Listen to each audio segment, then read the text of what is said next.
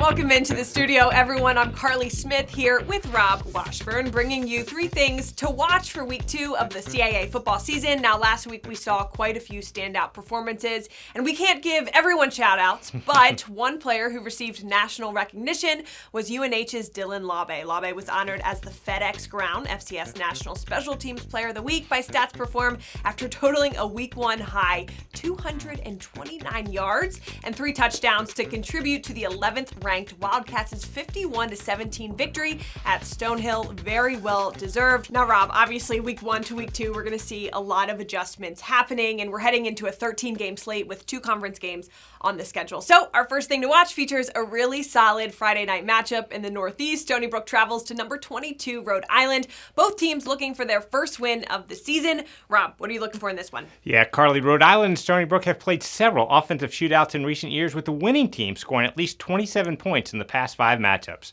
What I'll be watching is to see how the Rams' prolific passing attack fares against an improved Seawolves defense. Now, in last Thursday's narrow 42-35 setback at Georgia State, Rhodey quarterback Kasim Hill threw for a career-high 408 yards and 4 touchdowns, and he also ran for a score. Most impressively, he spread the ball around with Marquise Buchanan, Katero Summers, and Darius Savage all tallying at least 88 receiving yards and 4 different guys catching a touchdown pass. He will face a Stony Brook defense that made some plays in a 37-13 loss to Delaware. Now, after picking off just 3 passes all last season, the Seawolves matched that total in one game with 3 interceptions against the Blue Hens, including 2 by Nick Kameni. They also recorded 4 sacks and had 13 quarterback hurries. It's the home opener for Rhode Island under the Friday night lights, and it should be a festive atmosphere at Meade Stadium. Oh yeah, let's hear what Stony Brook's Chuck Priori and Rhode Island's Jim Fleming had to say about the upcoming game.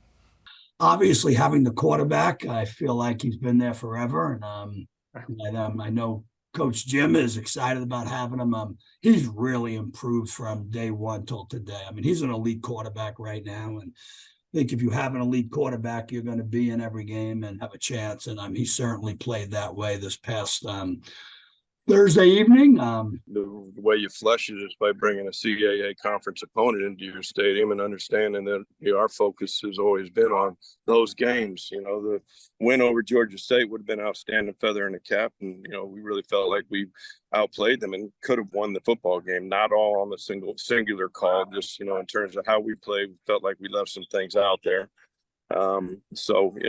But we got to get back to the grind. The grind right now is CAA. We got 3 in a row, starting with Stony Brook, and they're going to be a very angry group, and I think that, we've had knockdown dragouts with them in the past, and I fully expect that same kind of thing. Chuck will have them ready. We got respect for that program.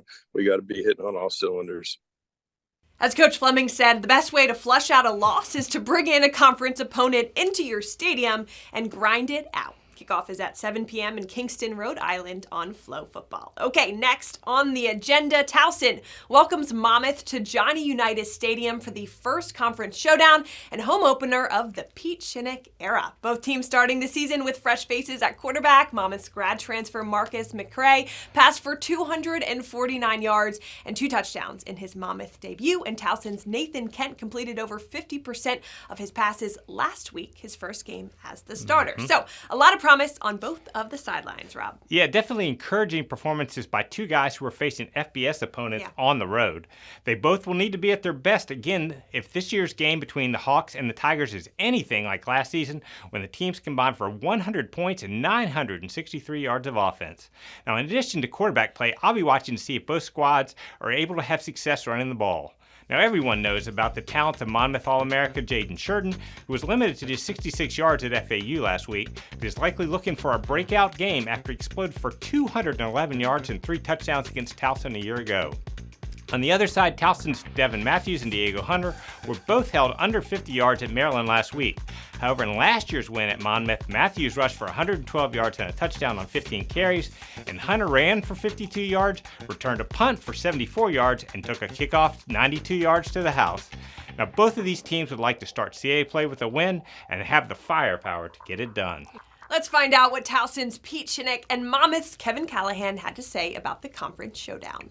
I think they have great skill set, and I understand why they scored as many points as they did last year. Our game against them was a shootout, and so for us to contain them and control them, our defense has got to play better than we did against Maryland, and continue to find ways to disrupt what they want to do, throwing the ball and running the ball. When you look at their offense, you can't help but be impressed with the size of their offensive line. I think their average is 325, 330 pounds. They're a very, very big group, and a guy that, we're not a big defensive line. So, we're going to have our hands full there. Should be a fun environment in Towson, Maryland, that's for sure. The action begins at 6 p.m. on Monumental Sports Network and Flow Football.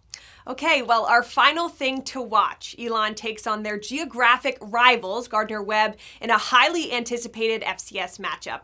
Both the Phoenix and the Runnin' Bulldogs are receiving votes in the Stats Perform FCS Top 25 poll. Gardner-Webb is playoff caliber for sure, having reached the second round of the 2022 FCS playoffs. And credit Elon coming off a loss at Wake Forest, but the Phoenix outscored the Demon Deacons 17-13 in the second half. So they're carrying a lot of positives into game 2, Rob. Yeah, we've been talking a lot about the offenses today, so let's give some love to the defense. Elon's coming off a solid defensive performance at Wake, limiting the ACC team to just 98 yards rushing and scoring on a 50-yard pick six by Caleb Curtin. The Phoenix has 7 new starters from a year ago, but one of the key returnees is defensive end Marvin Pearson.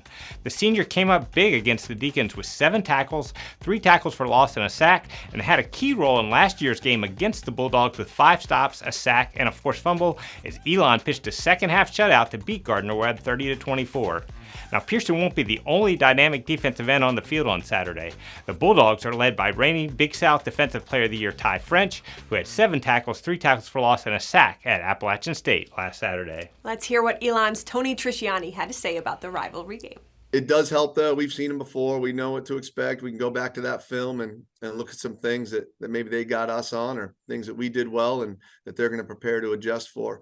But, if you want to be a top 25 team like we want to be, go ahead and go beat one. As Coach said, if you want to be a top 25 team, go ahead and beat one. Kickoff is at 6 p.m. in Boiling Springs, North Carolina on ESPN+. All right, let's take a look at what other highly anticipated matchups are happening all around the league this weekend.